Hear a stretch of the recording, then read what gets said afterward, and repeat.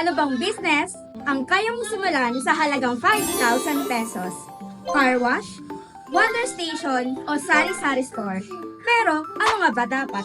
Ito ang dapat mong alamin bago ka makapag-start ng negosyo. Alam mo ba, may negosyo as low as 3,999 pesos na pwede kang kumita ng 5 to 7 digits?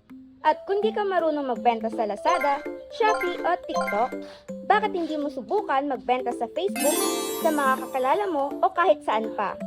Sa direct dropshipping, pag-subscribe mo pa lang, pwede ka na agad magsimula magnegosyo. Kahit ikaw ay student, naghahanap ng sideline, may full-time na work or OFW na gustong mag-business, ito na yon. Paano siya gumagana? Simple lang, i-market at ibenta mo lang ang products. Tapos i-input sa bilis benta order system at kami na ang bahala sa pag-pack hanggang delivery. Kaya kung naghahanap ka ng patok na negosyo, baka ito na ang sign na hinihintay mo. Basta mag-focus ka sa pagmamarket at pagbebenta.